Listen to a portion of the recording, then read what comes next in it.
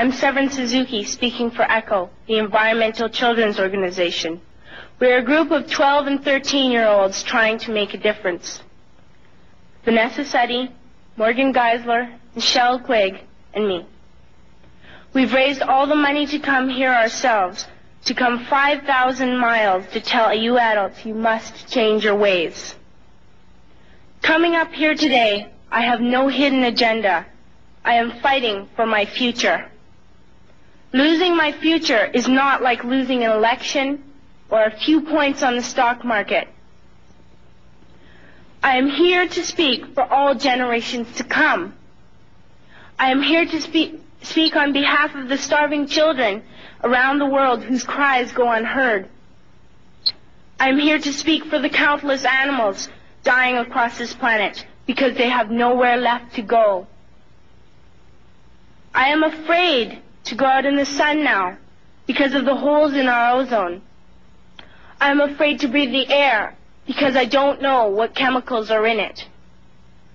I used to go fishing in Vancouver, my home, with my dad, until just a few years ago we found the fish full of cancers. And now we hear of animals and plants going extinct, every day vanishing forever. In my life, I have dreamt of seeing the great herds of wild animals, jungles and rainforests full of birds and butterflies, but now I wonder if they will even exist for my children to see. Did you have to worry of these things when you were my age? All this is happening before our eyes, and yet we act as if we have all the time we want and all the solutions. I'm only a child, and I don't have all the solutions. But I want you to realize, neither do you. You don't know how to fix the holes in our ozone layer. You don't know how to bring the salmon back up in a dead stream.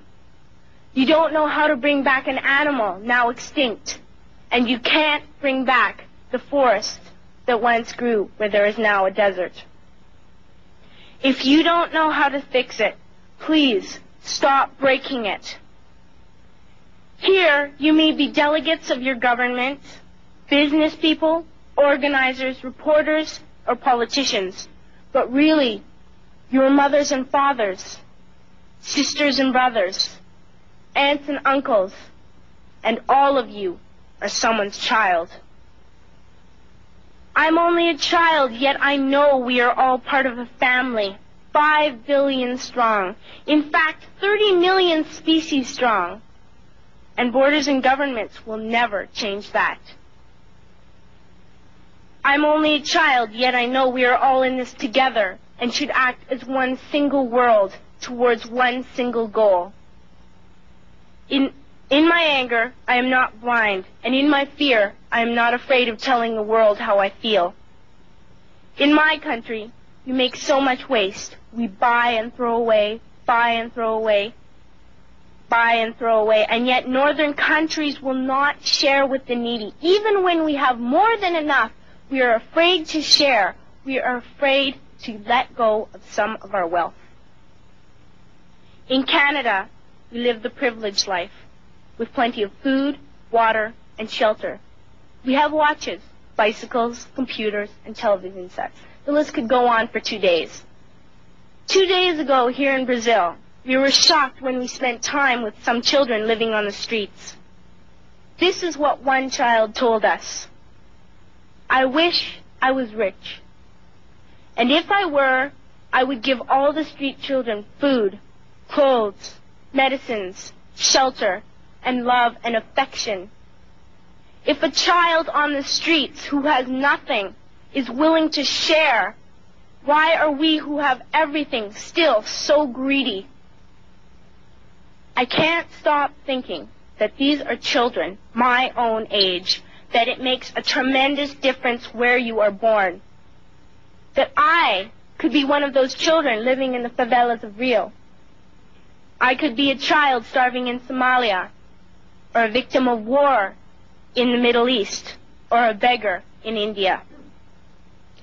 I am only a child, yet I know if all the money spent on war was spent on finding environmental answers, ending poverty, and finding treaties, what a wonderful place this earth would be.